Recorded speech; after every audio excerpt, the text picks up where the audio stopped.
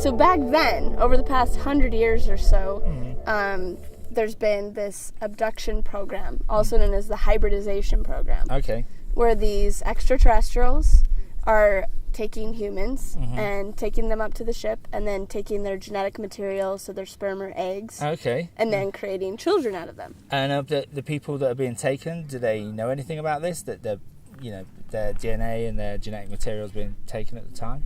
A lot of people, one of the things that they do is they have actually screen memories over, like overlaid over their actual experiences so that they forget.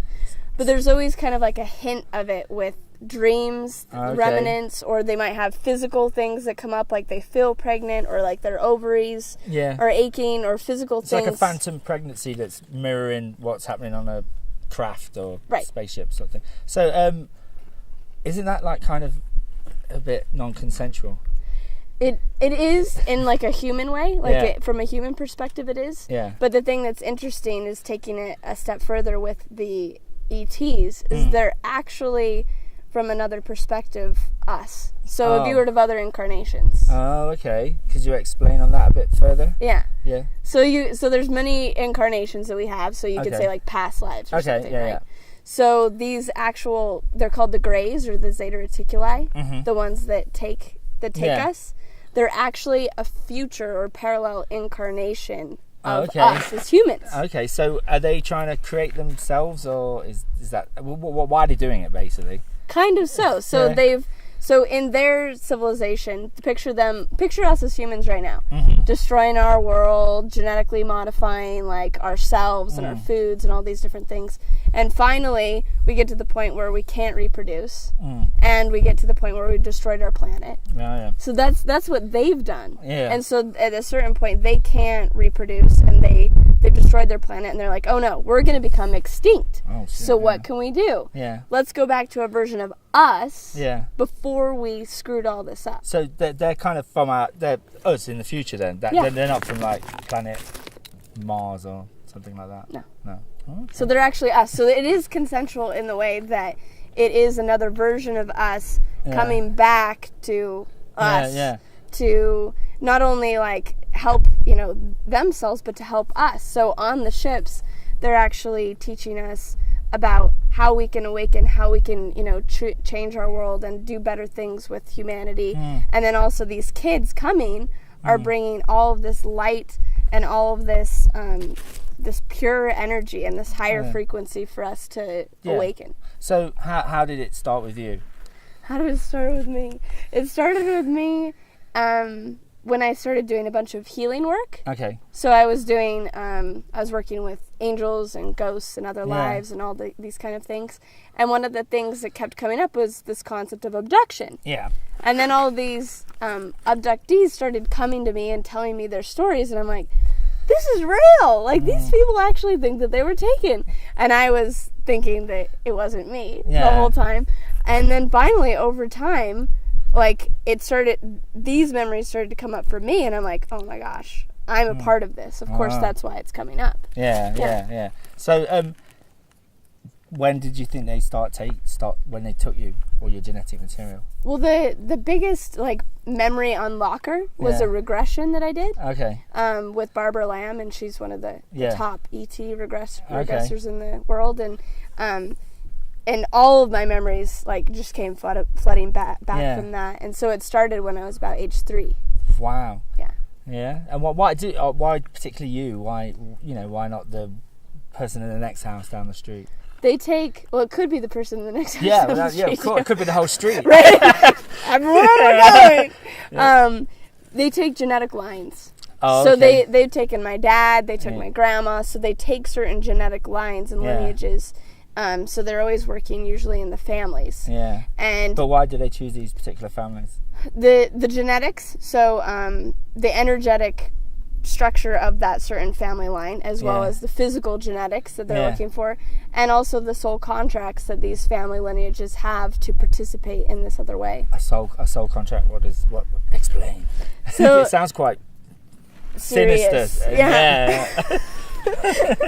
Well, it's actually like kind of it's sweet. Like, it's when we come into this body, when we incarnate, we go like, what do we want to experience? What are the things we want to explore in this life? And someone in your family said, yeah, put me down for alien kidnap. Right. Well, kind of so, in the way that like that incarnation is going, I want to explore the idea of multidimensionality. I want to experience the idea of working with something beyond just a human level. Like, some incarnations might be like, I just want to explore the theme of being a housewife or a slave or something like that. And these incarnations are going, I want to explore, extraterrestrial and galactic family connections and merge those two realities and work interdimensionally. So it's just a different kind of life. So you're 3 years old, they take you.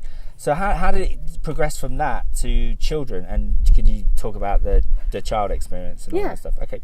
So with my generation, because this kind of goes to the question you were just asking, my generation, it was a lot more positive. So there were experiences on these spaceships. They were like super exciting and fun, and I was always excited to go. Yeah. And it's similar with my generation, but the generations back, these Greys, they didn't have the emotional capacity as humans do. Yeah. So they didn't know how to treat us. Oh. And so a lot of people had very terrifying experiences, or that it was like physically hurtful in ways. Yeah.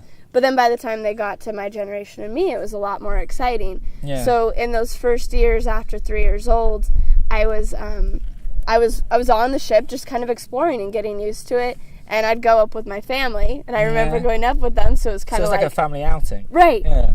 Okay. Just spaceship for the night. Yeah. That's pretty cool. and then I was working with them to actually like design these children. Yeah. And by the time I became of age to actually like give eggs, then at that time I was like, okay, well, I'm excited to give my eggs because I understand the whole thing and the program and everything. So that's when it changed. So how long does when you give your eggs, how much later is a child produced? And how does that work? Is it they got tanks or?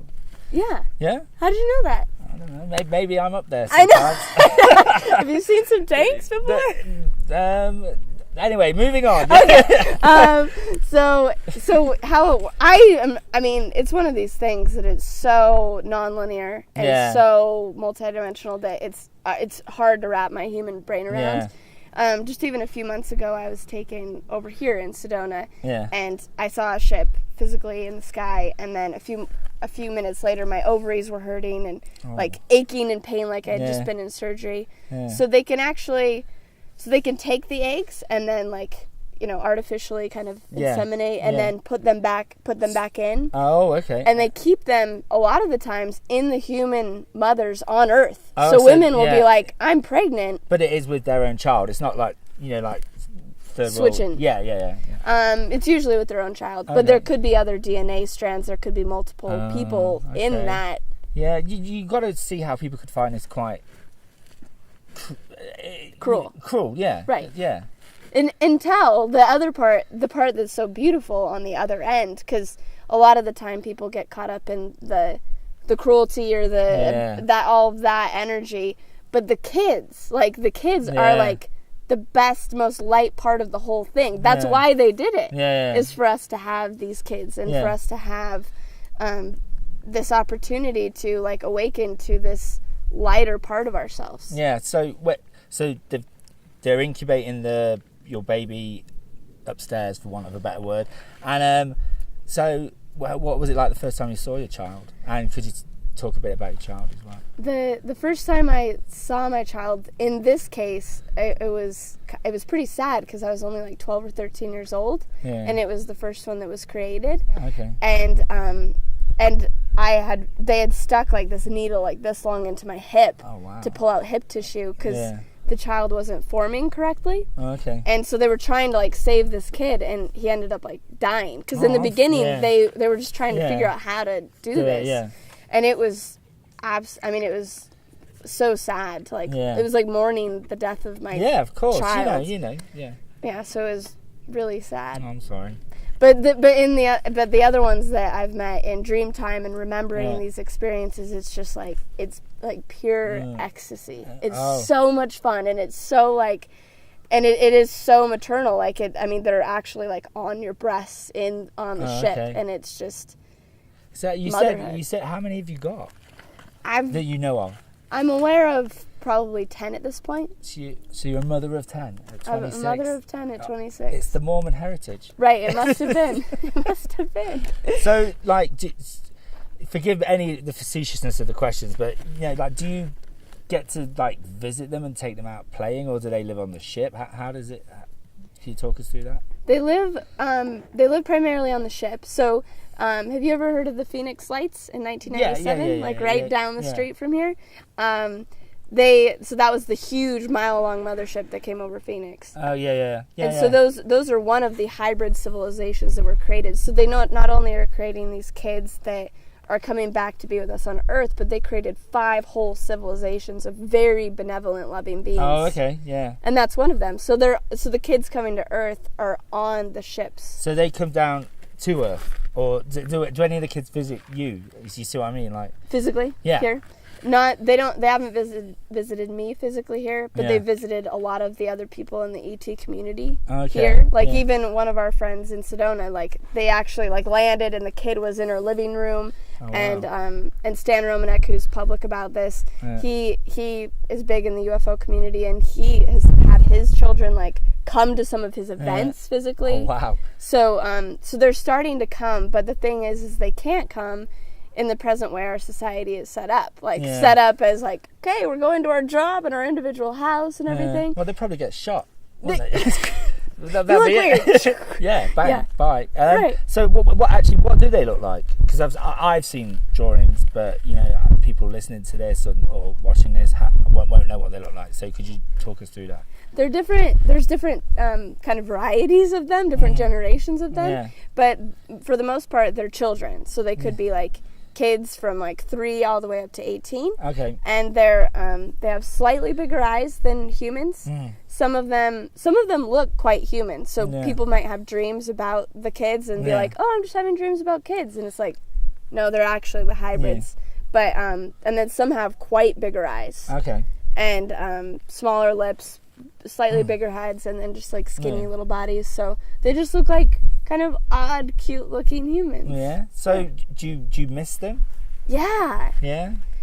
That's probably the biggest thing. Is it's there's this longing, and a lot of the other moms talk about this, this kind of this sadness because you can't physicalize it, and it's this you want to be with them. So how many people? Because you said moms. How many people do you think this is happening to? If you had to guess. Well, I've heard numbers from different channels material that it's a third of the world's population is a part of this program. So you never know. But then but as far as the ones that are really aware right now and the mothers that we're working with, I'm aware of at least probably 40 or 50 moms that I'm that are aware, working with their kids and Dreamtime and talking to them and but there's thousands, but it's I'd still go back to the thing, it still sounds a bit cruel to me,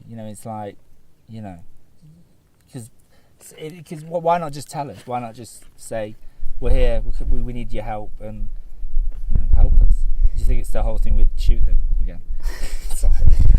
It's kind of true. I mean, the thing is it's a part of our personal. This is this age of spiritual awakening, right? December 21st, 2012, the whole thing, and we've got to wake up to the fact that we're more than just this physical body, and more than just human.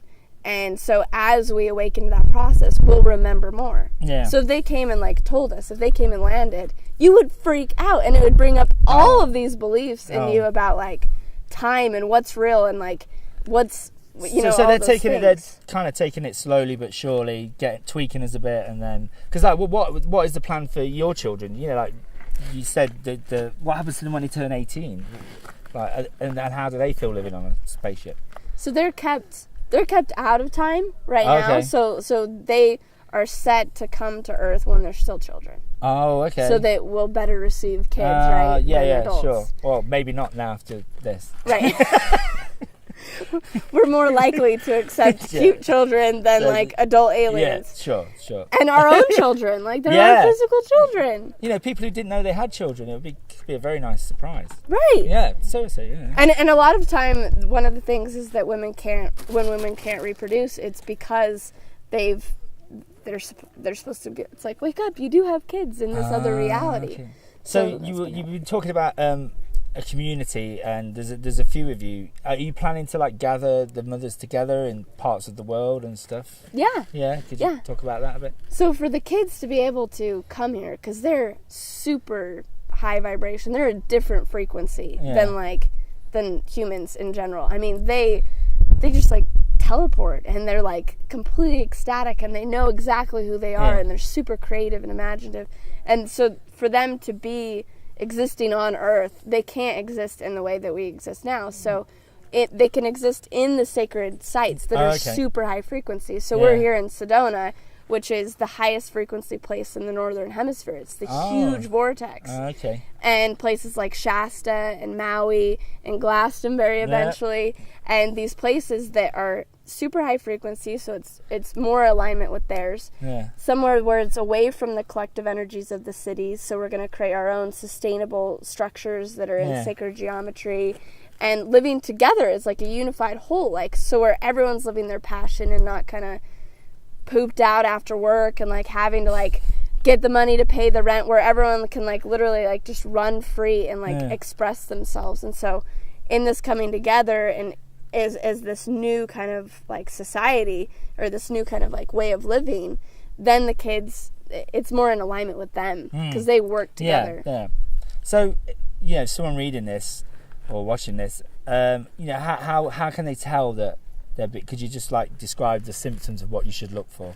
Reoccurring dreams. There's always like these reoccurring dreams that happen. They could be like doctor's offices or on a spaceship, but it's usually doctor's offices or classrooms that come up and up. Missing time, lights in your room. For females, things that have happened like false pregnancies.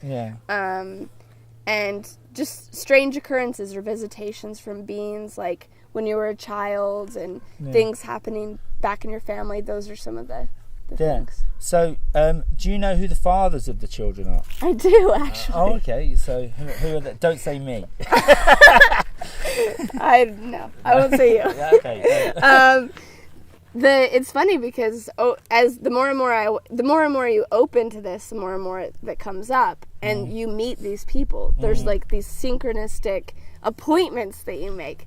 And so a lot of the males that I've been attracting into my life, they have similar experiences. Or they'll see drawings of the kids and they'll be like, they're talking to me, like I can hear them. They can actually telepathically hear these kids and connect with them, and they remember me and I remember them, and so there's this remembrance of each other from when we were young or other people on the ship. Because that's a very interesting point, because it is male and female, isn't it? As you said, your father. So do men react differently to the news than women?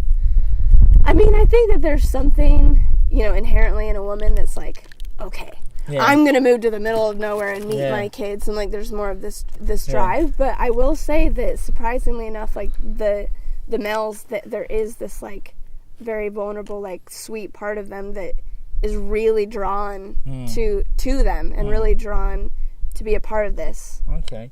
So has this affected your normal relationships? How has it worked out with that? Like, maybe, you're going out with someone, you go for dinner, and then you say, oh yeah, by the way, I've got 10 half alien children. How's that go down? Well, I don't really have normal relationships anymore.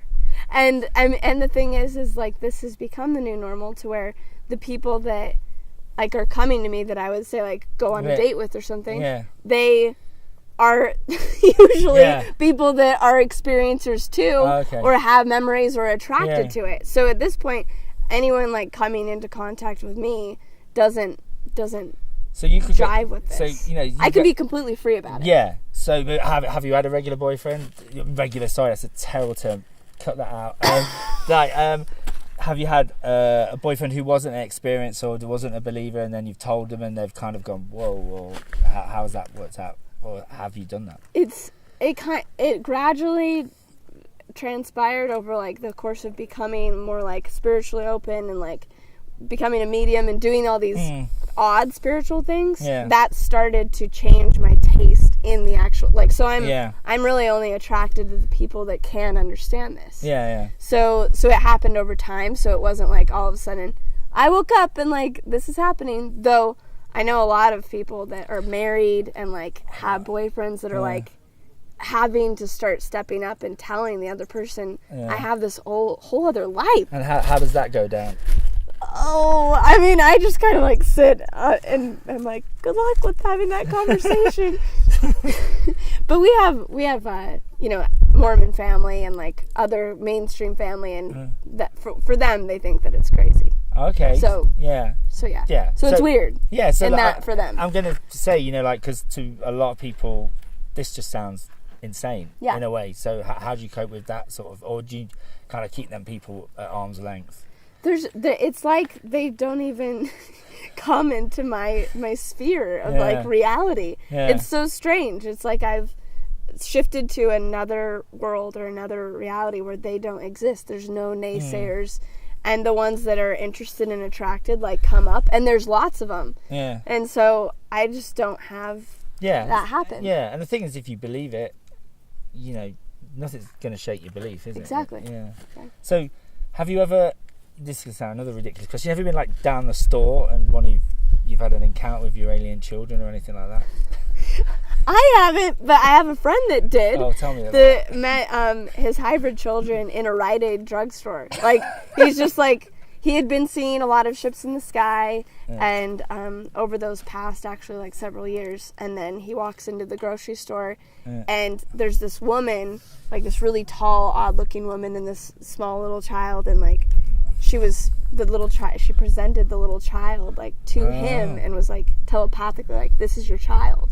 So they had this incredible exchange in the middle of a grocery store. That is, and I mean, he was forever changed. And what would you do if that happened? I'd be excited. Yeah, they probably wouldn't do it publicly because I'd be too excited about it. Well, I wish they would do it I'd bring now. attention to it. They could do it now if they wanted. I mean, this is a conducive environment. Yeah, it is beautiful here. So there's, you know, because when people say I hear the hybrid children, they're going to think you're actually having sex with the aliens. Are you having sex? That's not anything to do with it, is it? There is a lot of sexuality going on with human to human up there, like interaction, and then a lot with the reptilians. Strangely enough. Explain more. So there's the Greys, which are the little short, big heads, big eyed little fellas. dudes. Yeah. And then there's the reptilians who always come along with them, who are like represent the primal energy state of those Greys, and they're helping in this program. And so there's benevolent reptilians, and there are like the negative like ones as well, but in this case most of them are quite positive. And there's a lot of sexual encounters that go on with them. So they're between them and humans? The humans, yeah, and how do people describe that? Really, that's a good experience. The best sex in your life. Right, pretty much. And you know what I'm going to have to ask you next. Have you had any sex with a reptilian? Yes. Okay. Yeah. When was that? When was that? Yeah. Is that out of time? So it's kind of out of time, so you just don't know. Yeah. So just talk us through it. I'm sorry to have to make you talk through your sex life. It's just one of those incredible, super primal, super raw experiences where it's just like freedom and going for it. Yeah. So again, is it like in zero gravity or anything like that, or is it just in a normal sort of bed sort of thing? Normal sort of bed thing. Yeah. And it was consensual, obviously. Yeah, I mean, I guess so. Well, it's just when that energy comes towards you that's just like, it's not even like I want to take you, it's just like pure sexuality and like pure kind of like ecstatic freedom. Like I and the other women are just kind of like, okay, like. And does that happen to men as well? I don't know. Oh. I mean, I've heard of a lot of female cases, but I'm not sure about the males. Oh, great. Sorry. So we get nothing.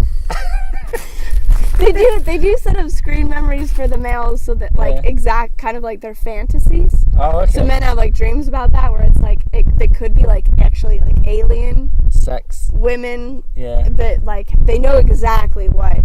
Yeah, gets you going. What gets you going? Yeah. Yeah. Okay. Wow. So what do you do in your spare time? Yeah. How do you relax? Just myself personally. Yeah. I go hiking up here. Mm-hmm. Like I'm gonna go hiking up here after our interview. Yeah, if it ever ends. If it ever ends. If we don't get taken and drop back down tonight. Yeah, so I go hiking. I spend a lot of time in nature. That's like, because it just feels good. It does, yeah. It does, right? Yeah. I do art, so I like paint and draw. Yeah. I like cooking, like very natural, organic foods. Can I ask you a question? Yeah.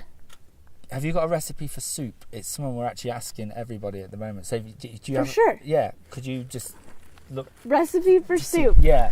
And then introduce yourself saying, I'm Bridget Nielsen and here's my recipe for soup. Okay. I'm Bridget Nielsen and here's my recipe for soup. A mung bean Indian soup with maybe like you just cook up the mung beans, maybe like 2 cups of them, and then add in sweet potatoes after they're about cooked all the way, and then heat up some grapeseed oil and put in some onion and garlic, get it going, put in some cumin and curry powder and turmeric and chili powder, get it kind of spicy, and mushrooms, tomatoes, and then fry that up and then pour it into the main soup, add some salt and lemon juice, and there's your mung bean Indian soup. Sounds delicious. How long does it take? I think like maybe like 2 hours if you just want to really steep it. Yeah. Okay, sorry, we just asked this the other day to someone, didn't we? And what kind of soup did they choose? What did they make? Vegetable is pretty boring. So it's pretty boring. It wasn't anything like that, was it? Yeah, I wasn't going to say that. Sounds really nice. You know what I mean? But all right, last question. Have you ever been afraid when this has happened at any point? Yeah. Yep. Just tell me about it.